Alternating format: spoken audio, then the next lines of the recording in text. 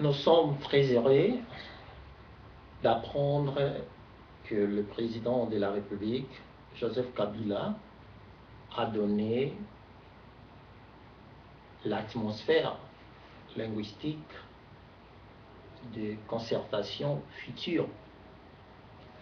Nous sommes très ravis de l'entendre ainsi. Pourquoi il est nécessaire à ce que les Congolais se concertent en ce moment? La volonté d'une quelconque concertation présentement remonte, c'est une conséquence dont le fait remonte aux dernières élections présidentielles, couplées avec les législatives. Il y avait d'un côté Kabila, de l'autre côté Tshisekedi. Les élections ont connu beaucoup de problèmes et ces problèmes-là aujourd'hui créent un manque de confiance, de légitimité, d'incrédibilité, beaucoup de souciance autour des dernières élections. Et présentement, le pouvoir ne reçoit pas un feedback de sa légitimité. Et il y a aussi l'opposition qui alimente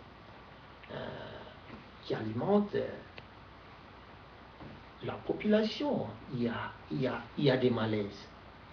D'où il faut se concerter. Ces concertations-là sont voulues également par la communauté internationale qui les appuie à travers des résolutions et des décisions prises récemment.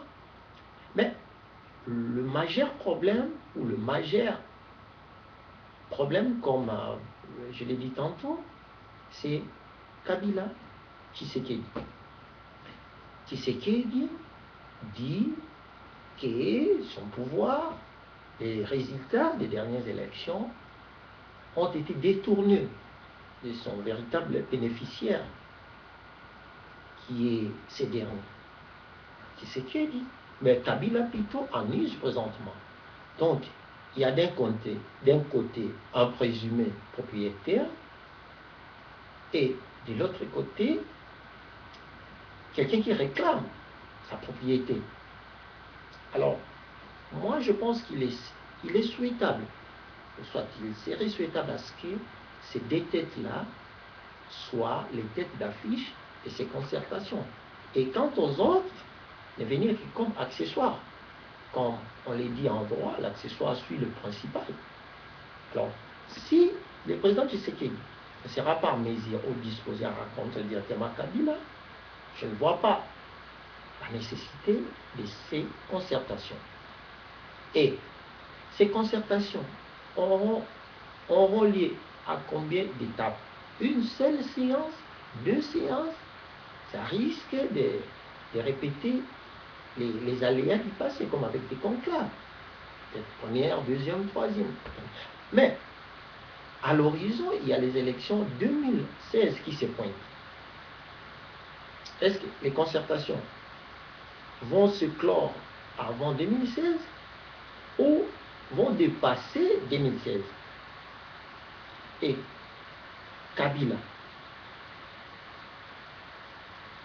est-ce qu'il reconnaît enfin que c'est son dernier mandat et qu'il n'a pas droit à une quelconque modification ou révision de la constitution congolaise, en général, spécialement l'article 220. Et s'il arrivait que Kabila modifie, révise le dit article, qui va dire l'opposition, qui va faire l'opposition? N'est-ce pas que cela va encore engendrer d'autres tensions? Loin de moi d'être pessimiste, mais je donne moins de chances à ces concertations. À moins que le bon Dieu aide enfin le Congo dans ce sens-là. Mais si nous connaissons très bien l'histoire mentale et psychique de nos politiciens, j'en doute fort. J'en doute vraiment très fort. Donc, moi je suis jeune. Je ne crois pas à ces concertations, toutefois, nous donnons quand même une chance. Et quant à la question de savoir si nous serions présents, comme en amont on ne donne pas de chance, donc ne vous attendez pas qu'en aval nous y serons. Donc Toutefois, nous souhaitons bonne chance à ces concertations. Nous demandons aux uns et aux autres d'être très raisonnables, d'être très congolais et de faire prévaloir beaucoup plus les cahiers des charges nationales, c'est-à-dire la paix, la croissance, la prospérité de tous les Congolais, le développement aussi. Et une mention spéciale à la jeunesse parce que nous sommes comptés en grande majorité parmi les victimes de tout ce qui se passe au Congo, que la jeunesse soit prise en charge et soit présente durant ces concertations. Sinon, je pense que vous serez passé du côté de la plaque. J'ai dit et je vous remercie. Toutefois, bonne chance, et tout en espérant que la Constitution ne sera pas révisée, spécialement l'article 220, et que ces concertations vont devoir prendre fin avant la tenue des prochaines élections. J'ai dit et je vous remercie. Que Dieu bénisse le Congo, notre Congo. Merci. À la prochaine.